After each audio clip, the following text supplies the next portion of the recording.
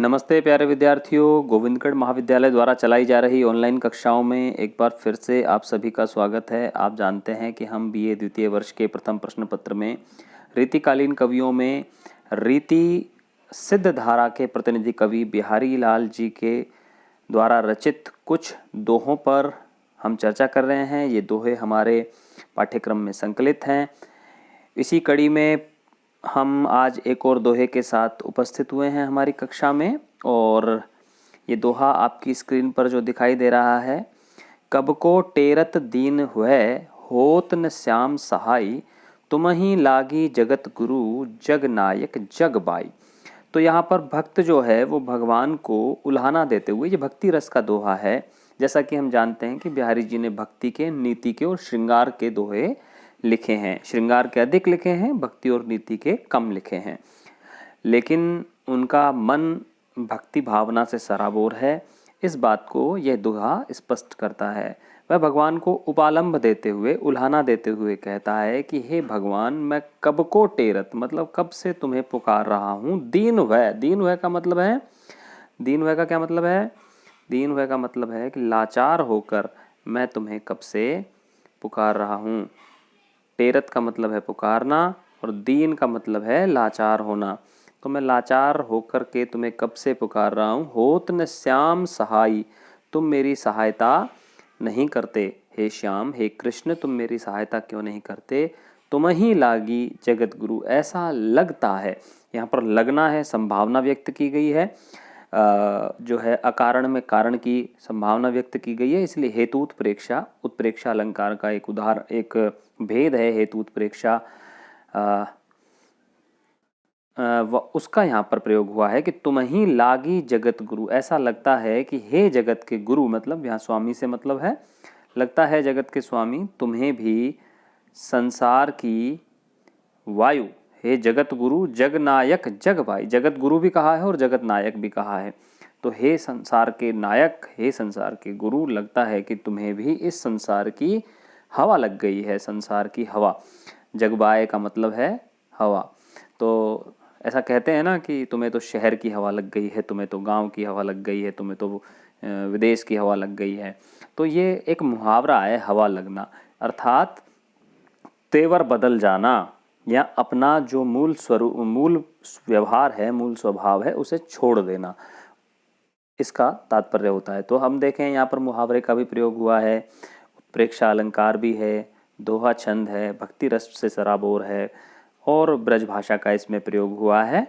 और भगवान ने भक्त के साथ भक्त का भगवान के साथ कितना अनुराग भरा संबंध है, वह भी इस दोहे से प्रकट होता है। अगले दोहे पर चलते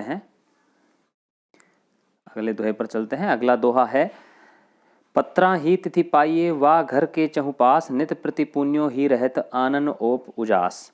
तो यहाँ देखिए, पत्रा ही तिथि पाइये, यहाँ श्रृंगार का एक दोहा है और नायिका के सौंदर्य का अतिशयोक्तिपूर्ण वर्णन करते हुए यहाँ पर बिहारी जी ने एक दोहा लिखा है। और इसमें क्या कह रहे हैं कि पत्रा ही तिथि पाइये, कि जो तिथियां हैं उनका बोध पत्रांक के माध्यम से, या जो पंचांग होता है उसके माध्यम से, या जो कैलेंडर होता है उसके माध्यम से ही पता चल पाता है। नायिका के घर के आसपास, नायिका का जो घर है उसके आसपास केवल पंचांग से ही तारीख का पता लगाया जा सकता है। इस बात को मैं थोड़ा सा समझा देता हूँ कि हमारे जो भारतवर्ष है उसमें चंद्रमा को देख करके, चंद्रमा के स्वरूप को देख करके, चंद्रमा के आकार को देख करके तिथियों का जो ज्ञान है वो किया जाता था। पूर्व में जब कैलेंडर नहीं चलते थे या पंचांग नहीं हुआ करते थे, तो लोग चंद्रमा का आकार देख कर बता देते थे कि आज एकम है, कि दूज है, कि तीज है, कि ग्यारस है, कि बारस है, कि अमावस और पूर्णिमा का तो पता चल ही जाता है। तो यहाँ पर कहा गया है कि पत्रा ही तिथि पाइये वा घर के चहु पास, कि लेकिन नायिका के घर के पास केवल कैलेंडर से ही तारीख का पता चलता है, चंद्रमा को देख करके पता नहीं लगाया जा सकता। क्यों? क्योंकि नित्य प्रति पुण्यो ही रहत आनन ओप उजास, क्योंकि प्रत्येक दिन वहाँ पर नायिका के मुख रूपी चंद्रमा हमेशा उगा रहता है, जिससे वहाँ पर पुण्योई मतलब वहाँ हमेशा पूर्णिमा रहती है, और पूर्णिमा रहने के कारण वहाँ पर तारीख का पता नहीं लगाया जा सकता, तिथि का पता नहीं लगाया जा सकता। तो मतलब नायिका का जो मुख है वो चंद्रमा है और उस पर सदैव पूर्णमासी रहती है, वहाँ कोई अमावस्या नहीं होती है नायिका के घर के आसपास, इसीलिए चारों तरफ बड़ा उजाला रहता है और पता ही नहीं चल पाता कि आज अमावस्या है कि पूर्णिमा है कि कम है कि दूज है कि तीज है। तो यहाँ पर नायिका के सौंदर्य को बढ़ा चढ़ा करके बताया गया है और ये श्रृंगार रस का एक महत्वपूर्ण दोहा है। चलिए एक और दोहे की बात हम कर लेते हैं।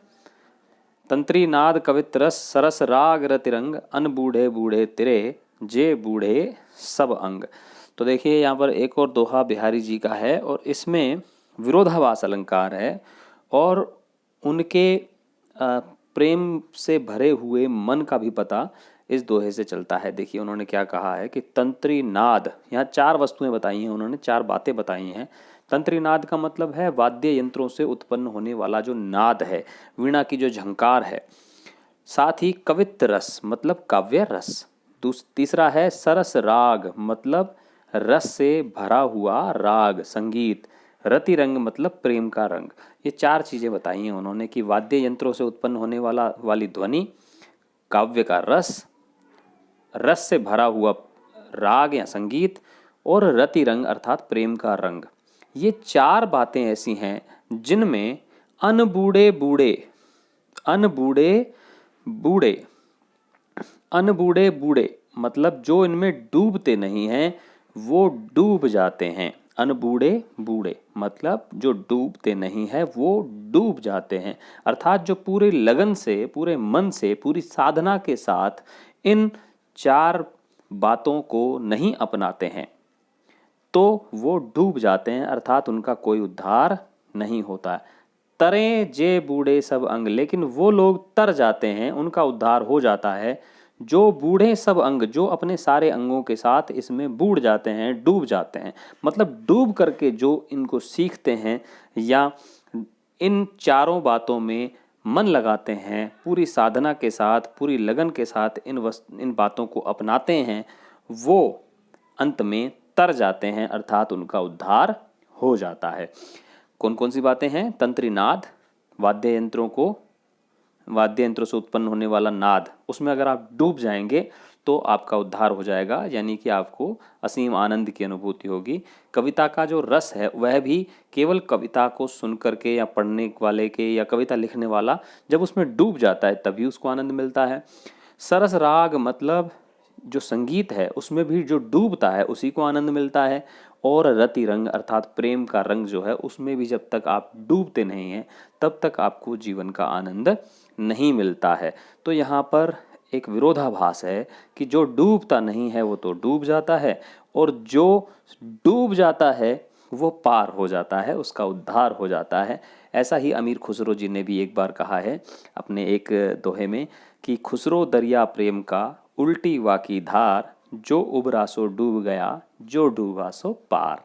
तो यहाँ पर खुसरो जी ने भी प्रेम का महत्व बताते हुए अपने एक दोहे में ऐसी ही एक बात कही है। विरोधाभास अलंकार है, दीपक अलंकार भी है, क्योंकि यहाँ पर चार वस्तुओं को एक ही साधारण धर्म से उपमित किया गया है, या एक ही वस्तु के चार वस्तुओं का एक ही साधारण धर्म बताया गया है।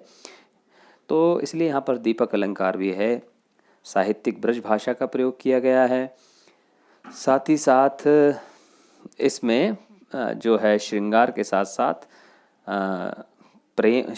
साथ साथ काव्य और संगीत के जो उनका ज्ञान है उसका परिचय भी हमें बहुत श्रेष्ठता के साथ मिलता है। तो चलिए आज की कक्षा को हम यहीं विराम देते हैं और आशा करता हूँ कि आपको आज की कक्षा का स्वरूप और आज की कक्षा में बताई गई विषय वस्तु पसंद आई होगी। बहुत बहुत धन्यवाद, शुक्रिया।